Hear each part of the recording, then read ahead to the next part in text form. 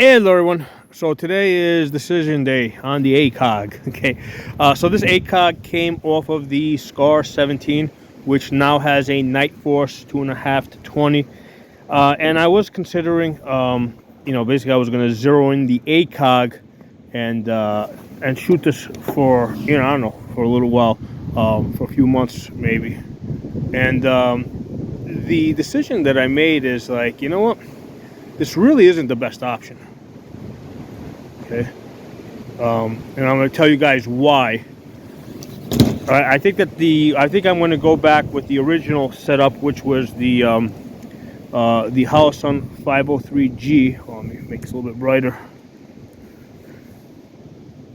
There you go. I might have to try and get this into focus because this has a bullet drop compensator in it.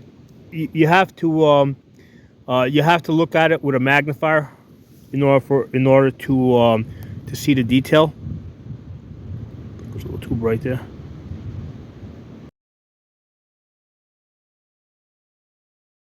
Nope, not bright enough. Trying to get it so you guys can kind of see it. So so basically this is going to work in conjunction with the magnifier. Now this one's a 3x, but I also have a Vortex 6x, and it really makes a lot more sense because with the ACOG, I'm kind of like stuck with a 3 power, right? Because this is actually 3.5 power, and it's about the same weight and the same size as this combination here. But with the ACOG, now if because this is 3.5 magnification, if you want 1x, now you got to piggyback like a pistol red dot on top of that.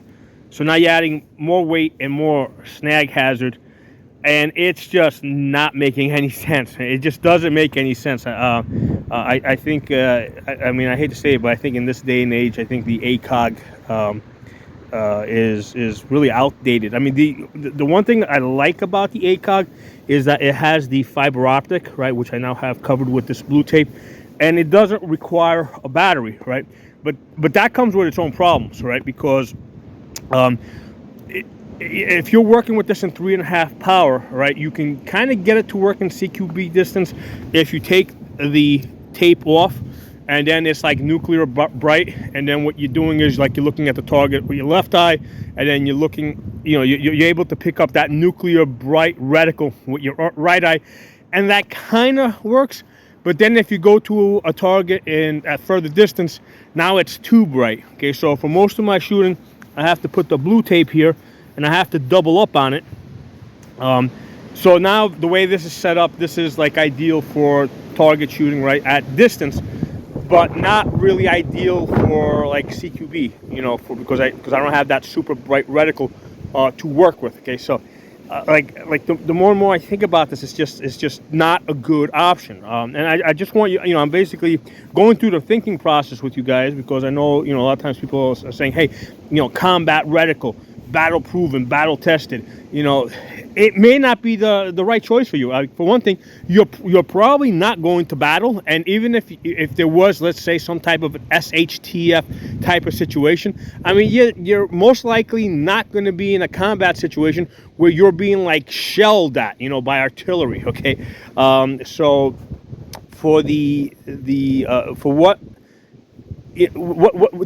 you're most likely to experience in an SHTF type of situation, I don't think the ACOG is the correct solution. Okay, I think that this is a much better solution, especially when you've got this ACSS reticle, which has the built-in bullet drop compensator.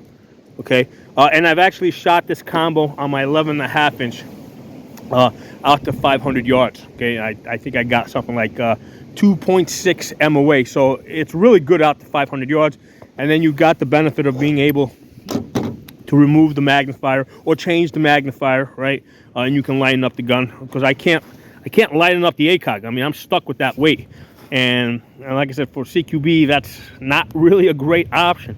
So I wanted to give you guys this perspective, like having, not somebody that's just shit talking an optic that they don't have, or because it's too expensive or something like that. Like, I actually have it here, right? I got it here. I've been working with it. Done a number of videos on it. And I'm telling you guys, it's not, I don't think it is the best option, the best choice at any price, right? So, I mean, this combo here is probably cheaper than this one, and this combo here is the better choice. Okay, so those are my thoughts on it. So drop some comments, let me know what you guys think, and I will talk to you all soon.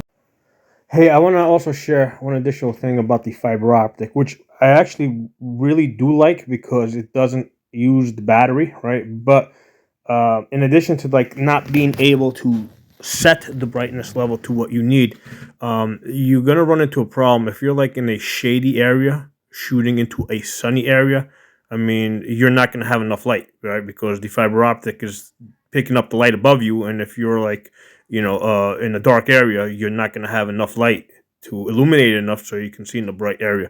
So that's one of the issues with the fiber optic. It'd be nice if they had like an LED light in there, maybe it was hooked up to a battery that you can get additional power if you needed.